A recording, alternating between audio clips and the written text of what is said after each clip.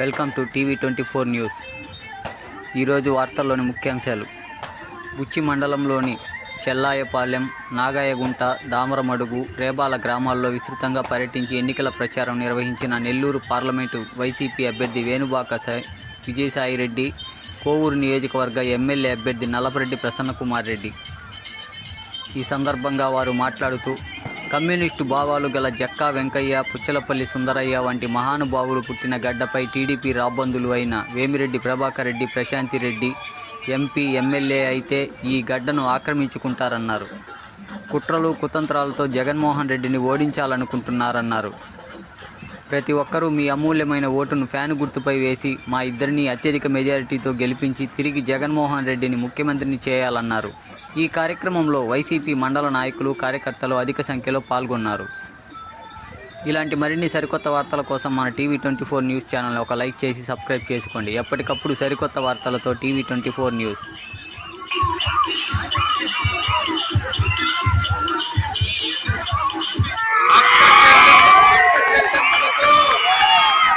అన్నతమ్ముళ్లకు చేతులు జోడించి పాదాభివందనం చేసుకుంటా ఉన్నాను. గొప్ప పుణ్యభూమి జక్కా వెంకయ్య గారు, పుచ్చలపల్లి సుందరయ్య గారు జన్మించినటువంటి గడ్డ.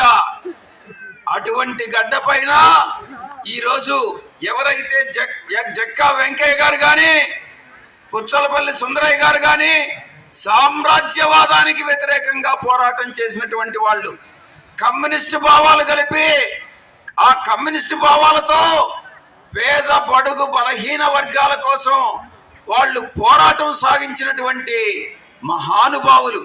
ఆ యొక్క గడ్డ పైన ఈరోజు కొన్ని రాబందులు, ఇద్దరు రాబందులు,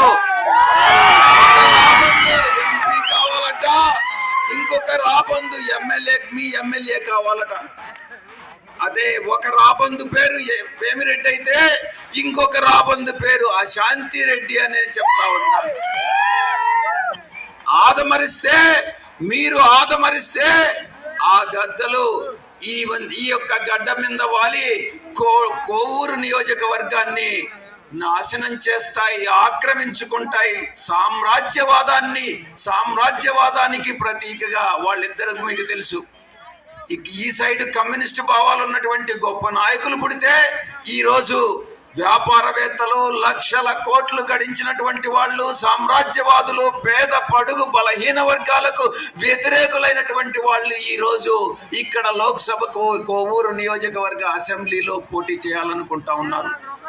మీరే విఘ్నులైనటువంటి మీరే, చైతన్యవంతులైనటువంటి మీరే వాళ్ళకి గుణపాఠం చెప్పాలి అని నేను మీ అందరికీ కూడా నేను చేతులు జోడించి